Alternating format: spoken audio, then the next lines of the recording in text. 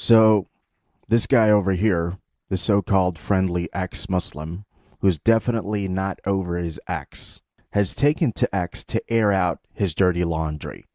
Quite literally. In a melodramatic tweet, he laments his days as a Muslim, where apparently the worst offense Islam inflicted upon him was cleanliness. Hashtag when I was a Muslim, I washed a hell of a lot, he cries, listing a litany of ablutions. You know, the usual washing up before prayer, after using the bathroom, after sex, like he was being held hostage by a bar of soap. His grand conclusion? It's all so OCD. Oh, the horror. A religion that dares to prioritize hygiene. Someone call The Hague. This is clearly a crime against humanity. Let's break this down with a bit of logic, shall we? Our brave ex-Muslim warrior seems to think that Islam's emphasis on cleanliness is some oppressive, neurotic quirk, a burden so heavy it drove him to abandon faith entirely. If that's OCD, then sign me up for the obsessive compulsive club. I'll take clean and praying over stinky and smug any day. First off, the washing he's whining about called wudu', ablution, and ghusl, full ritual purification, isn't some arbitrary torture.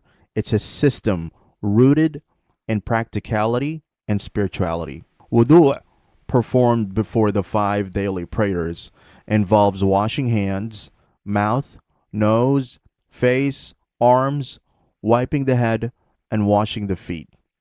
Farting? Yeah, that breaks it, because it's about maintaining a state of purity, both physical and mental, before standing in front of Allah.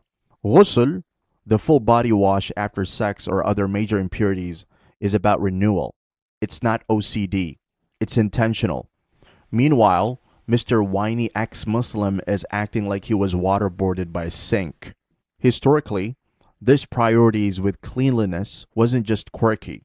It was revolutionary.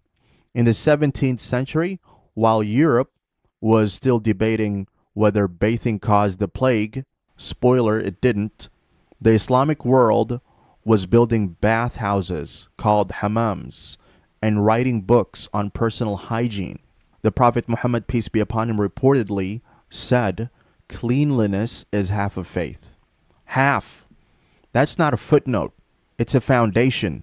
Compare that to medieval Europe, where folks thought washing too much angered God and attracted demons.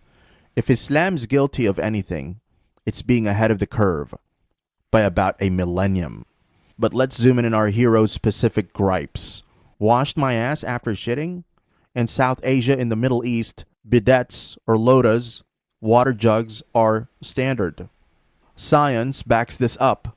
Studies, like one from the Journal of Water and Health, show water-based cleaning reduces bacterial spread compared to dry wiping. So, while Mr. Whiny ex-Muslim is over here acting like basic hygiene is a conspiracy, the rest of us are just wondering how anyone thinks dry paper is enough in the first place.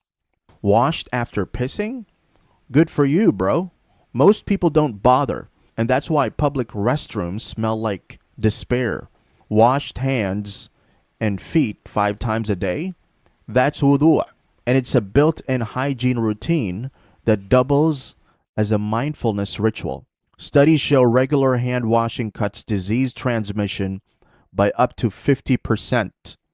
Islam mandated that centuries before germs were even a concept.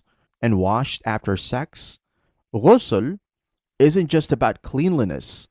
It's a reset, a way to honor the body and the act. The OCD jab is where this really falls apart. Obsessive compulsive disorder is a serious mental health condition, not a casual insult for routines you don't vibe with. Islam's rules aren't about mindless repetition. They're purposeful, with flexibility built in it. Traveling? Use dry ablution, tayammum, with clean earth. Sick? Skip what you can't handle. The Quran literally says, Allah does not intend to make difficulty for you. If Mr. Whiny ex-Muslim felt trapped, maybe the real problem was in Islam. It was his habit of making dumb decisions and blaming everyone else. Here's the kicker. He's trying to dunk on Islam before being too clean. This guy's upset because Islam said, wash up. Bold move, buddy. Let's see how it plays out when he starts bragging about his new freedom to skip hygiene. I'm free now. No more cleaning. Sure, man.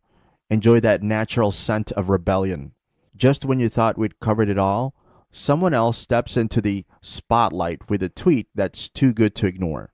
Imagine if she tweeted, my mom says I have to shower every day. Oppression. Or I have to wash my dishes after eating. Total tyranny. That's how ridiculous this sounds. Trimming hair to stay clean isn't creepy. It's practical. People everywhere groom for all sorts of reasons. Sports, fashion, or just because it's hot and sweaty otherwise. It's not a Muslim conspiracy. It's a human thing. Yet here she is gasping like Islam invented hair just to ruin her vibe. Here's the twist. Wondering why she's losing it over a simple grooming rule? Just sneak a peek at her bio. She's got a couple of flags there that might hint at where she's coming from. Once you spot them, you'll see exactly why she's slapping creepy on something as basic as cleanliness. It's all about the lens she's peering through. And trust me, those flags spill the tea on her special take on the world. In the end, Mr. Whiny ex-Muslim's expose is less a critique of Islam and more a self-own. He's mad at a faith that dared to care about his well-being, body, and soul. If cleanliness is the hill he's dying on, he's picked a weird one. Maybe next time he'll aim for something juicier than religion made me clean. Until then, enjoy the freedom, buddy. Just don't stand too close. Some of us still believe in basic hygiene, and we're not trying to catch that freedom scent.